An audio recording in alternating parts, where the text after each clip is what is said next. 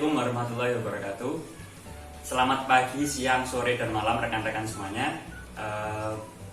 Saya harap teman-teman dalam keadaan yang sehat serta dalam lindungan Tuhan Yang Maha Esa. Sebelumnya perkenalkan, saya perwakilan dari kelompok 6 yang akan membuka diskusi pada kesempatan kali ini. Saya Nurdin Prayogo. Pada kesempatan kali ini kita akan membahas mengenai tata bahasa struktural. Seperti yang kita tahu, tata bahasa struktural di dalamnya terdapat beberapa aliran yang berkembang. Akan tetapi di dalam kesempatan kali ini kita akan secara khusus berdiskusi mengenai 3 aliran.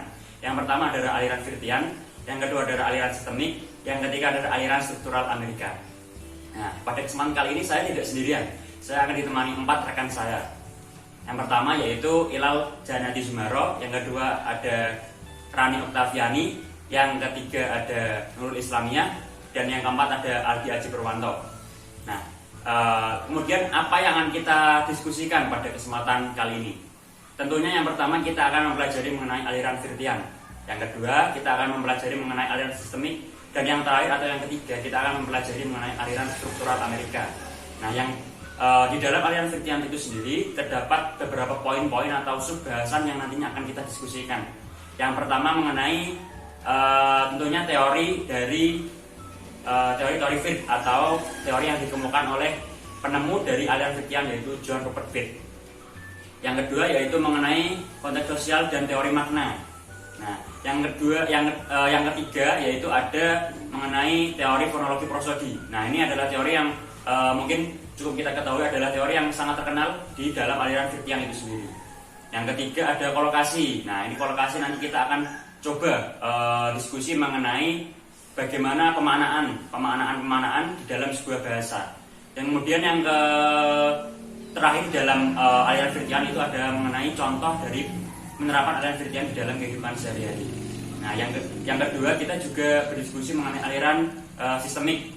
Nah, di dalam aliran sistemik itu nanti kita akan berdiskusi mengenai cara-cara pandang linguistik sistemik di dalam aliran sistemik itu sendiri. Kemudian juga kita akan mempelajari mengenai contoh penerapan di dalam aliran sistemik. Nah, yang ketiga atau yang terakhir kita akan berdiskusi mengenai teori-teori struktural Amerika yang dikemukakan oleh Bromfield. Nah, di sini juga kita akan mempelajari mengenai contoh penerapan aliran struktural Amerika di dalam kehidupan sehari-hari. Nah, untuk materi selanjutnya yaitu mengenai aliran Wirthian yang akan dilanjutkan oleh rekan saya. Silakan. Baik teman-teman, kita mulai dari aliran Wirthian. Aliran Wirthian lahir di London, Inggris, dengan tokohnya bernama John Rupert Wirt, seorang guru besar pertama bidang linguistik umum di University of London. Ada 2 pokok pandangan Wirt. Yang pertama adalah teori konteks situasi untuk menentukan arti, dan kedua, analisis prosodi dalam fonologi. Terkait teori konteks situasi, Wirt menekankan bahwa bahasa tidak bisa lepas dari konteksnya dalam kehidupan manusia dan budaya. Aliran Wirthian juga menitik beratkan pada fonetik dan fonologi. Dalam perkembangannya, aliran ini mengkaji konteks situasi, fonologi prosodi, dan kolokasi. Kita akan membahas dari teori yang pertama, yaitu konteks situasi dan teori makna. Konteks situasi digunakan Wirt untuk memahami ujaran, yaitu hubungan antar penutur, kata-kata yang mereka tuturkan atau ujarkan, kejadian-kejadian, serta objek yang mengikuti peristiwa tutur. Wirt mengemukakan bahwa bahasa merupakan proses sosial sebagai satu bentuk kehidupan manusia dan tidak hanya berupa tanda arbitrer atau tidak hanya untuk dikaji dengan sistem mental. Dari sini kita bisa mengetahui bahwa aliran Wirthian mencoba menentang pakem dari para linguis yang pada umumnya.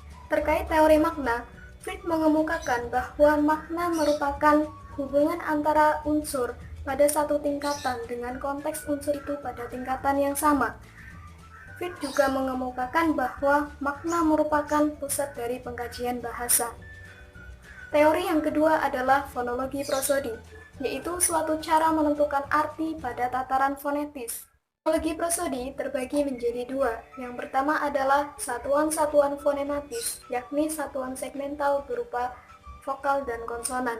Yang kedua adalah satuan-satuan prosodi, yaitu suatu ciri atau struktur yang lebih panjang daripada satu segmen tunggal. Satuan prosodi terbagi menjadi 3. Yang pertama yaitu prosodi yang terbentuk dari gabungan fonem yang meliputi struktur kata, struktur suku kata, gabungan vokal, dan gabungan konsonan.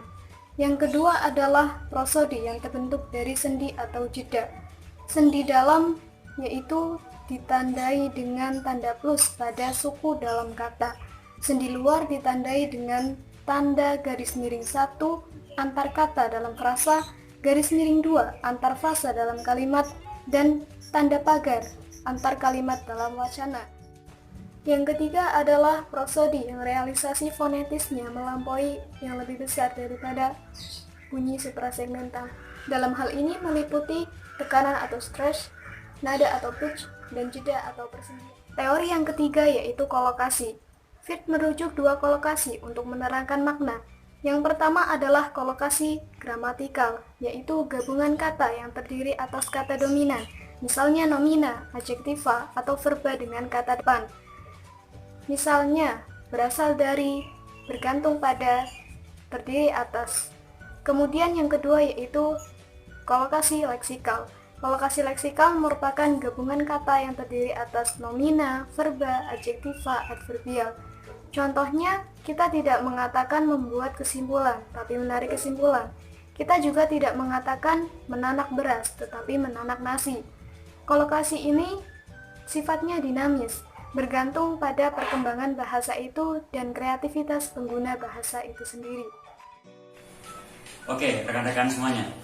Seperti yang sudah dijelaskan oleh rekan saya tadi, bahwasanya aliran Firthian tidak terlepas dari sang penemu aliran Firthian itu sendiri, yang bernama John Rupert Firthian. Nah, John Rupert Firthian itu sendiri, dia juga terpengaruh oleh sang guru besar yang bernama Bronislaw Malinowski. Nah, di dalam kita sedikit kilas balik mengenai materi tadi ya. Di dalam aliran Firthian terdapat teori-teori Firth yang cukup terkenal. Yang pertama mengenai konteks situasi dan teori makna.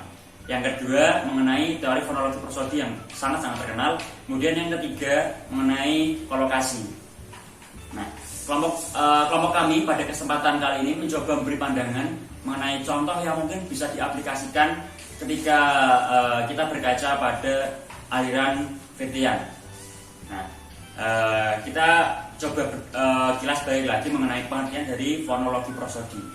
Fonologi prosodi adalah suatu cara untuk menentukan makna pada tataran fonetis. Nah, kita coba kaji ulang mengenai fonologi prosodi pada tataran durasi, frekuensi, dan intensitas. Nah, sebelum kita berbicara mengenai durasi, frekuensi, dan intensitas di dalam fonologi prosodi, kita coba bedah pengertian dari beberapa istilah tersebut. Yang pertama mengenai durasi. Durasi adalah panjang atau kuantitas lamanya suatu bunyi itu diucapkan.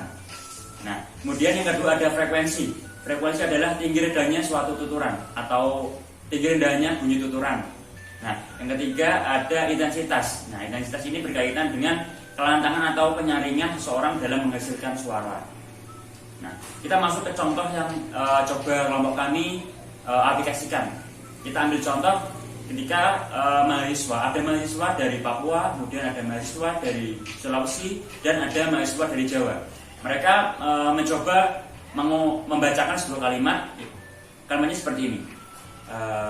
Kucing itu makan nasi, atau tidak, kucing Anggora itu makan ikan.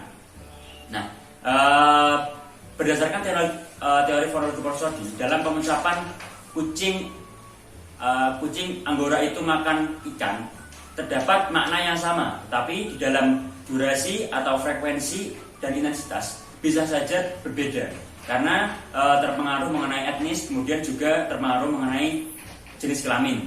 Nah, seperti itu. Jadi kesimpulannya, melalui teori fonologi prosodi kita dapat membedakan bagaimana durasi, intensitas, dan frekuensi seseorang berdasarkan etnis tertentu atau jenis kelamin tertentu. Aliran sistematik. Linguistik sistematik fungsional adalah aliran linguistik yang dikenalkan pada tahun 1960 oleh Michael Alexander Gilbert Halliday. Kata sistem pada sistematik mengacu kepada sistem pilihan, yaitu bahwa secara pragmatis penggunaan bahasa berada pada pilihan bentuk. Misalnya, pada peristiwa komunikasi, penggunaan bahasa dihadapkan klausa, apakah deklaratif ataukah indikatif, dan apakah aktif ataukah pasif. Dengan demikian, linguistik sistem fungsional adalah linguistik yang mempermasalahkan cara pemilihan bentuk bahasa pada konteks penggunaan bahasa sebagai teks. Istilah yang pertama mengacu kepada aliran yang dikelompokkan ke dalam linguistik fungsional dan biasanya dianalogikan dengan aliran linguistik yang dipelopori oleh Halliday. Di pihak lain, istilah yang kedua mengacu kepada aliran yang dikelompokkan ke dalam linguistik formal dan biasanya dianalogikan dengan aliran linguistik yang dipelopori oleh linguis Amerika Noam Chomsky. Kedua kelompok tersebut dapat dibedakan dengan melihat tradisi pemikiran tempat kelompok kedua kelompok itu berakar. Kelompok fungsional berakar pada tradisi yang menginterpretasikan bahasa sebagai fungsi dengan berorientasi kepada retorika dan etnografi. Kelompok formal berakar pada tradisi yang menginterpretasikan bahasa sebagai bentuk dengan berorientasi kepada logika dan filsafat. Linguistik fungsional berkembang dari dan ke beberapa arah dan milik Halliday adalah salah satu variasinya. Tradisi fungsional bermula dari Eropa Timur yang pada saat itu di kalangan formalisme Rusia telah timbul kesadaran mengenai pentingnya konteks sejarah sosiologis yang berbeda dengan yang terjadi di Eropa Barat.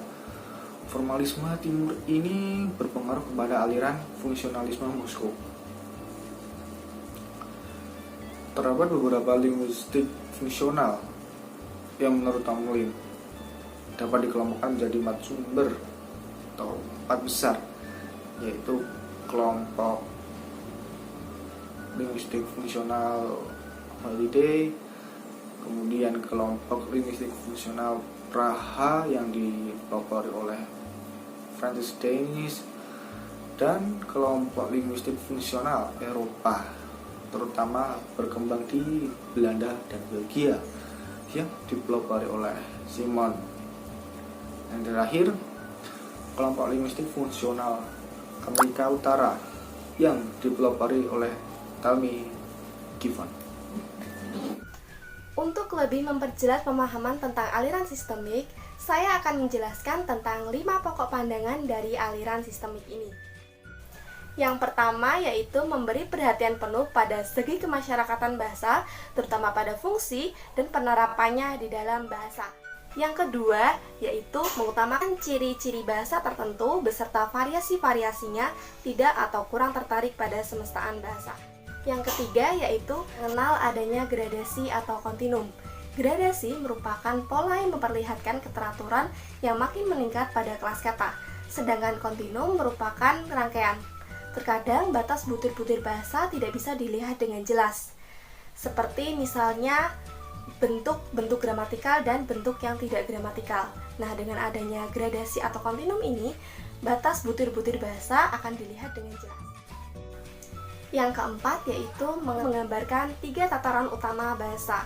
Yang pertama yaitu substansi, yang kedua forma, dan yang ketiga situasi. Substansi terbagi menjadi 2, yaitu yang pertama fonis dan yang kedua grafis. Fonis merupakan bunyi yang dihasilkan pada waktu berbicara, sedangkan grafis merupakan lambang yang digunakan untuk menulis. Yang kedua ada forma. Forma merupakan susunan substansi pada pola bermakna. Nah, forma ini terbagi menjadi 2, yaitu leksis dan gramatika. Leksis merupakan butir lepas bahasa dan tempat butir terletak, sedangkan gramatika merupakan kelas butir bahasa dan pola tempat terletaknya butir bahasa tersebut. Sedangkan yang ketiga yaitu situasi. Situasi ini terbagi menjadi 3, yaitu tesis, apa yang dia bicarakan, situasi langsung waktu tuturan itu diucapkan, dan situasi luas, yaitu tuturan pengalaman pembicara yang mempengaruhi tuturan yang diucapkannya. Yang kelima yaitu memandang bahasa sebagai pelaksana. Di dalamnya terdapat perbedaan lang dan parol. Lang merupakan konsep dasar bahasa secara abstrak. Misalnya, tempat untuk duduk disebut kursi. Lalu yang kedua ada parol. Parol merupakan realisasi dari lang oleh setiap anggota masyarakat bahasa. Misalnya, kursi yang diartikan tempat untuk duduk bisa disebut kursi, kursi, atau chair bergantung setiap anggota masyarakat bahasa. Setelah memahami paparan tentang aliran sistemik tadi, saya akan mencoba untuk mengaplikasikan aliran sistemik ini dalam penerapannya langsung di dalam bahasa Indonesia. Nah, pada aliran sistemik, Halliday mengungkapkan bahwa studi kemasyarakatan bahasa mempengaruhi bahasa atau yang sekarang lebih dikenal dengan sosiolinguistik. Sosiolinguistik ini mempelajari tentang penggunaan bahasa di dalam masyarakat. Seperti yang kita ketahui bahwa performa kebahasaan seseorang itu dipengaruhi oleh beberapa faktor seperti latar belakang sosial, gender, situasi sosial, status sosial, profesi, dan lain-lain. Nah, misalnya ketika seorang buruh pabrik dan seorang dokter saling berkomunikasi, pasti keduanya memiliki perbedaan. Misalnya pada diksi yang mereka kuasai. Seorang dokter mengenal diksi istilah-istilah medis seperti abdomen, aborsi, demensia, dan lain-lain. Sedangkan buruh pabrik mengenal diksi modal, perakitan, produksi, dan lain-lain. Nah, perbedaan diksi yang mereka kuasai ini juga akan mempengaruhi tuturan yang berlangsung. Nah, selain itu, sosiolinguistik juga mempelajari tentang variasi-variasi bahasa, ragam bahasa, dan sebagainya. Nah, itulah semua yang termasuk dalam kajian dari aliran sistemik. Materi yang terakhir yaitu aliran struktural Amerika.